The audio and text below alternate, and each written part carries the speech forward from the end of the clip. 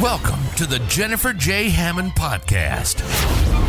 Jennifer is a licensed realtor, educator, speaker, and best-selling author. Jennifer's goal is to help you find your yay in every day. Jennifer is grateful for the opportunity to educate, empower, and inspire you with powerful conversations, insights, and new viewpoints. Here's your host, Jennifer J. Hammond.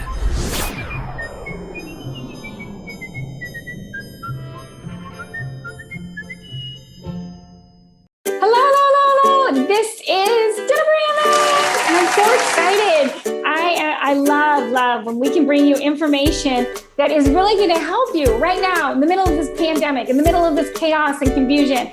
How do you declutter your home? How do you make your home a little bit better, a little more sanity? One of the things you need to do is clean out the clutter, get it out of here. So I have an expert who's going to go ahead and help us figure out how to do this in a way where we can really confront it. So Keyonna Cox is an entrepreneur, a creative strategist, an author, and oh my goodness, she is an inspirational person who's going to help us confront that clutter. So welcome, Keyonna. Thank you for having me, Jennifer. Hi. Hi. Well, I want you to first share, how did you get into the business of helping people declutter? Well, I started with myself. I had to take a look at myself. It's a really detailed, intricate type situation as how I started. But in a nutshell, I came back from Atlanta after business had went down spiral, personally, everything down spiraled, and it was just a mess. And so what I did is I took inventory of my personal life and just started writing down all the different occupations that I had over the years. And it was more than my age. And I'm like, oh no, like I really have to find purpose. I don't want to do anything else unless it's purpose. And so that was the start of it.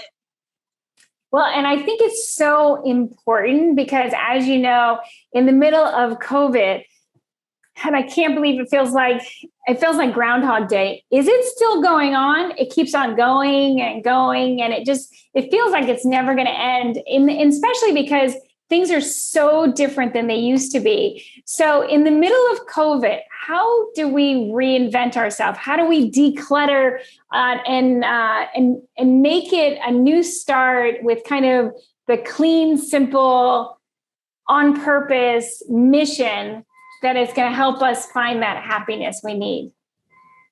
Well, first we have to face the solitude. And I know it could be a little challenging, especially you have parents who still have children in the home, but you have to take out that time to get into a place of solitude, because if your mind is cluttered, then you won't be able to focus and see clearly what needs to happen. So that would be the first step, is to get into a place of solitude. And I think that's really important because we do have such a tendency to continue to kind of run from thing to thing to thing to, whatever the TV or the radio is like, getting into us. And we're not spending time in that place where it's a little bit quiet. I like taking a walk on the beach. I think it's so powerful to take a walk on the beach and to really just clear your mind and have that time with yourself that really also helps you reset. So I know everybody has a little bit different thing that makes them feel new again or decluttered. Everybody's a little bit different, right?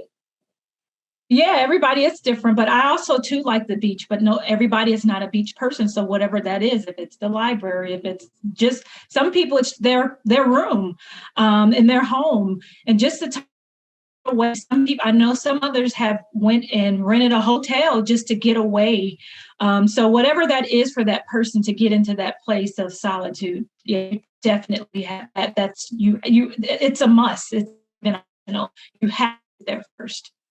Yeah. And I think it's so recently, one thing I've realized also is that home, and I'll use my little air quotes, home has become a completely different definition than it ever was. And for some people, that definition has felt like a prison because they're not being able to get out as much as they used to, or just the use of what you do at home. You might have rushed off to this event or that event or to your work, and now you're working from home. And so it's very confusing on how to do that. And then again, how do you reinvent yourself? Because it's one of those where if you're not sure what you're supposed to do next and you're feeling like everything is very confusing and cluttered, what are some of the tips that you would give to somebody? So again, we talked about solitude, which is first, because you have to have the clear mind. And then you just sitting down and writing down what are the things that you are passionate about. Things that you really enjoy doing. I mean, it's kind of cliche. They would say do things that you, You do things that you love, that you'll never work another day in your life. Mm-hmm. But it is definitely beyond that. Like you have some people who like helping people. Okay, that could be a nurse, that could be a teacher, doctor. So you really have to fine tune. That's a start. Okay, I like helping people, but you really have to keep going down and just writing down those things. And also too, what are things that other people compliment you on? What do they say? Like, oh, you're great at this, or you're great at that. That would be another way to help and to narrow down what it is. And some things, when you have people who are multi-talented or multi-gifted, that can be a little more challenging because you might find the two or three things, but which is the priority? So that would be next. You would have to find out what is priority and go with that one that's priority. That is beautiful. I think it's so important to start writing things down and organize them, because again, like what you said, decluttering is really about also organizing what's important to you and what's valuable, and deciding for yourself and not, again, allowing someone else to. And I know one of the things that's happened with the COVID-19, the pandemic, is that people feel very much claustrophobic with their relatives and their in-laws. And, people are starting to have these very complex relationships because of money. Adult children have moved back in with their parents, and in-laws have moved, and people are starting to get all back in, and it becomes very confusing. And when you're trying to declutter your own, and again, I'll use my air quotes, home, but you have all these extra people that have all of a sudden shown up and are now 24/7 right there. And it's becoming harder, as you talked about at the very beginning, to find that solitude, to find that quiet space. So what are ways to find love, to create love, and to be in harmony and coexist with your in-laws or the other people? I'm going to say it to be funny, but also to be truthful, have invaded your home. So that's another interesting. You're definitely seeing families come closer together, which could be a good thing, because you have had some children who complain, I don't have enough time with my family or with my spouse.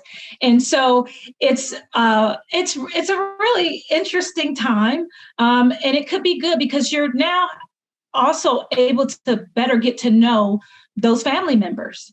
So I wouldn't formalize it because you have different personalities, people like different things, but it's a start. Even one day a week, get together, family. I used to do family meetings with my 3 sons every Wednesday, like before the weekend, just to see what was it that they wanted to do, how was their week, and it was just really great. So yeah, they really looked forward to Saturdays to do whatever it was that they wanted to do, and it also helped me to get to know my sons better and to really strengthen that relationship. Yeah, because when you know what each one likes and enjoys, it's better to, you guys can do more things together, and you'll enjoy each other more when you know. A lot of people just don't know their family members. They think they do, because I thought I knew my kids until I started doing this, and I really didn't know them. So yeah, definitely getting to know one another more. Yeah, you'll start enjoying each other more. Yeah, you're so right about, especially if you check in regularly, because part of it is also breaking through a communication block that, again, around our family, I think sometimes we communicate a little bit differently, and sometimes we're not as honest because we don't want to say, actually, I really hate it when you play that music, or I really hate it that you make us come, Mom, why do you make us do blah? Or, it's sometimes it's harder to get the truth out. But if you did it on a regular basis, I think it would also give an opportunity to communicate and more honestly, but also more thoroughly. Whereas sometimes you're just kind of scratching the surface, but you don't really see the whole thing. And I think that's a huge difference too. Yes. And you'll become more comfortable. A lot of people aren't comfortable, as you said. The music is too loud. They're afraid to say that, but that goes back to that old saying too. It's not what you say, it's how you say it. So that helps the communication, effectively communicating is key. The tone, the gestures, the facial expressions can tell a lot. Well, and it reminds me of that Maya Angelou quote of, they may forget your name, they may forget all sorts of things about you, but the one thing they don't forget, and this is so true with your family as well, is they won't forget how you made them feel. Right. So, right. I say that too. I'm not interested in what people do for me. I'm looking at more of the motives, how they treat me, and then why people are doing it. That's really important, because I've had people around me and do things for me because they wanted something. Right. So when you understand, it was like, it's an yucky feeling. I don't like the yucky feeling. I know exactly what you mean. I don't like the yucky feeling. No. Yes. Yeah. So it's important to communicate with love, and especially to those that you live with. I think so often we take them for granted, or we don't know how to communicate, or we communicate partially, but not deeply. And so communicating with love and harmony is one way to have a happy home in the middle of any life, but especially in the middle of a pandemic. Creating a happy home, it starts with communication, and starts again, as you said, I think it's really important, is love, love, love, love, even when it's getting a little more challenging to love because you've been trapped together, or because you haven't agreed on things. And one thing I think a secret is finding what you do agree upon. Like, so if you're going to have that weekly meeting, let's first start with, are there 2 or 3 things we can agree upon? And it could be that you agree, I don't like having weekly meetings. Yeah.